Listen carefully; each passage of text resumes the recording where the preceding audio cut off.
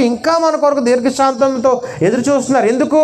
మన మారు మనసు చెందాలని. ఆ రోజు యేసుక్రీస్తు ప్రభు వారు మన రక్షణార్థమైనటువంటి మారు మనసు కొరకు ఆయన శిలువ త్యాగాన్ని దీర్ఘశాంతంతో సహిస్తూ ఉంటే, ఇంకా ఇప్పటికీ కూడా ఆయన రాకడ గురించి ఇంకా ఆలస్యం చేస్తున్నారు.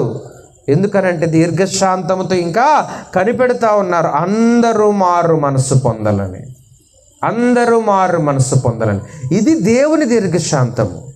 యేసుక్రీస్తు ప్రభువారు శిలువ శ్రమలలో అవమానాలు, నిందలు, నేరాలు అన్నిటికీ ఆయన సహించి దీర్ఘశాంతము కలిగిన వ్యక్తిగా మనం చూస్తున్నాం. నేటికి మన మారు మనసు కొరకు దీర్ఘశాంతంతో కనిపెడుతున్న వ్యక్తిగా మనం చూస్తున్నాం. ఈరోజు నీవు ప్రభు యొక్క శిలువ త్యాగంలో నుంచి దీర్ఘశాంతం నేర్చుకోగలుగుతున్నావా? ఈరోజు వస్తున్న శ్రమలు, ఈరోజు వస్తున్న నిందలు, ఈరోజు వస్తున్న అవమానాలు ఎన్న తగినవి కావని ఎంచుకుంటున్నావా? సహించి సహనముతో, ఓర్పుతో నువ్వు జీవించగలుగుతున్నావా? ఆలోచన చేసుకో. ఆ యొక్క ఓర్పుకి లేకపోతే ఆ దీర్ఘశాంతమునకు దేవుడు ఖచ్చితంగా ప్రతిఫలం ఇస్తారు.